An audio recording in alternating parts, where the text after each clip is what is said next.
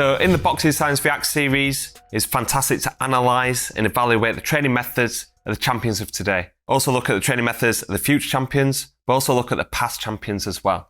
Now, Tyson Fury is somebody that's at the top of the tree at the moment. I've decided not to do his Boxing Science Reacts video because he's quoted about how he doesn't need sports science. He's often kind of slated Anthony Joshua for having all these sports scientists around him, and Tyson Fury just doesn't need that. He just needs to box.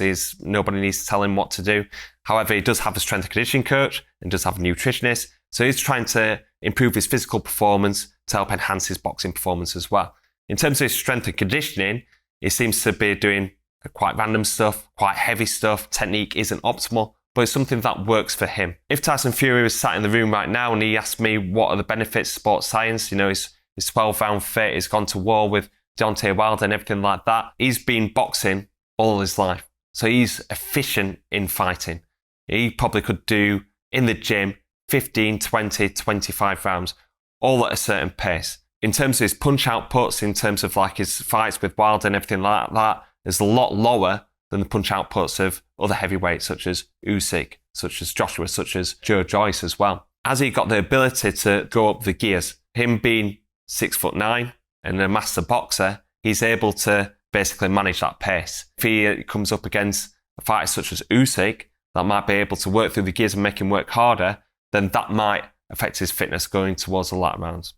Also, what you've got to consider with Tyson Fury now is started to creep into his mid-30s and he's wanting to have 5 more years at the top of the game. When you get past your 30s, now I know this now, you start picking up injuries, starts getting a little bit harder to do your training. Footballers or boxers or combat sport athletes end up kind of declining in terms of their performance. The ones that kind of look after their bodies in the best way from a very early age tend to maintain performance going into them latter stages of the career. This is why I picked out in the Boxing Science Reacts video with Gervonta Davis, where he mentioned about longevity, looking after his body to make sure that he is ready for the new crop, the new generation of lightweights that are coming through, rather than just thinking about 10 or 12 week camps. It's not necessarily to go, right, Tyson Fury, we're going to make you into even better boxer, we're going to make you even fitter and stronger than ever before. It's more like we're increasing your longevity so you can stay at the top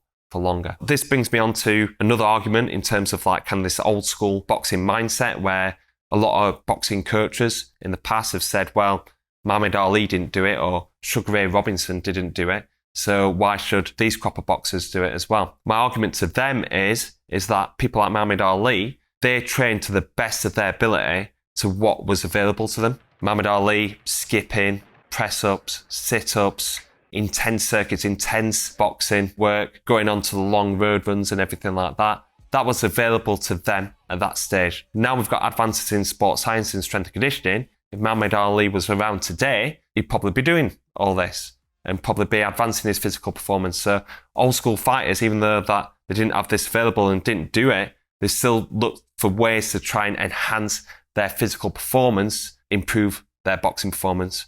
Muhammad Ali was quoted about the will being stronger than the skill, always doing his sit-ups, didn't start counting until they hurt. This was a very old school method, but he's trying to put as much into his physical preparation to help enhance his boxing performance. So now with sports science research and advances in technology, boxers are able to do this in a safer and more effective way to help enhance their physical performance, help enhance their longevity, to help improve their boxing career.